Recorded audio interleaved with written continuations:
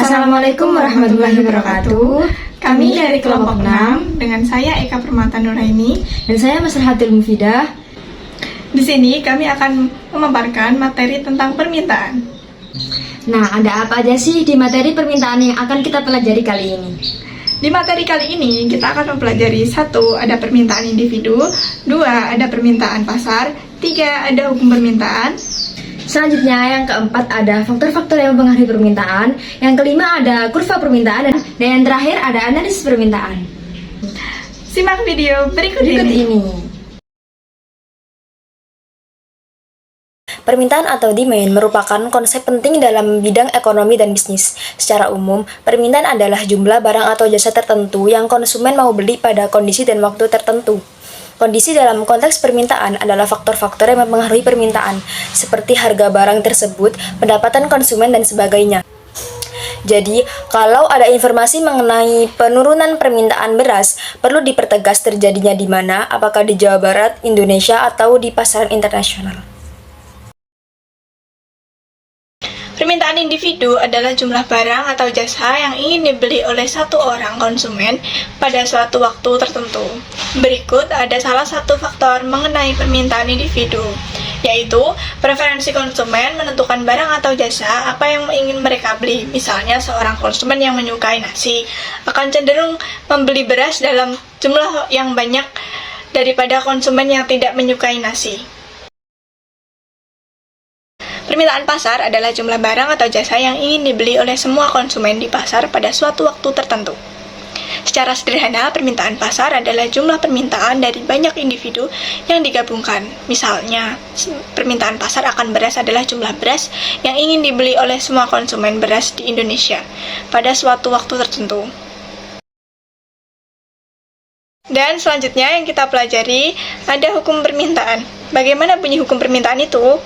Jika harga turun, permintaan akan naik. Sebaliknya, jika harga naik, permintaan akan turun. Apa saja contoh hukum permintaan? Contoh hukum permintaan lainnya yakni saat harga minyak goreng naik, permintaan akan menurun. Faktor yang mempengaruhi permintaan yang pertama yaitu pendapatan. Pendapatan seseorang dapat mempengaruhi kemampuan dalam membeli sebuah barang atau jasa. Contohnya, kalau misal biasanya kamu membeli sebungkus roti untuk jajan, kamu mungkin akan beli 2 bungkus roti dengan tambahan uang jajan yang ada. Dan sebaliknya, kalau misal uang jajan kamu berkurang, pasti kamu akan memilih untuk membeli lebih sedikit barang tersebut dari biasanya atau bahkan tidak membeli barang apapun. Yang kedua, hubungan antar barang atau jasa. Hubungan ini terbagi menjadi 2 jenis. Yang pertama yaitu substitusi.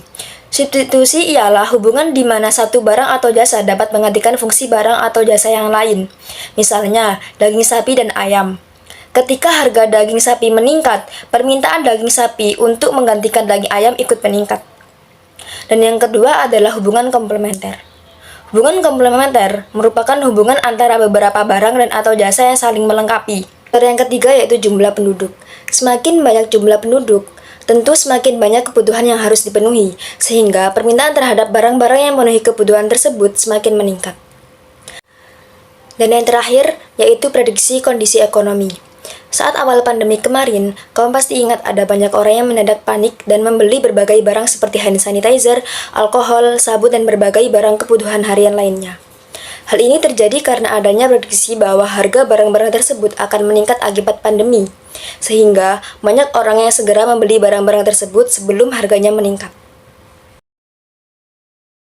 Kurva permintaan mempunyai gradien atau kemiringan atau slope negatif, yang artinya bentuk kurva permintaan akan menurun dari kiri atas ke kanan bawah. Hal ini menunjukkan bahwa hubungan antara harga dengan permintaan adalah berbanding terbalik. Nah, dalam teorinya, kurva permintaan juga bisa mengalami pergerakan dan pergeseran. Pergerakan ini terjadi karena perubahan harga barang itu sendiri. Jadi, kesimpulannya, kurva permintaan bergerak sesuai dengan harga barang itu sendiri.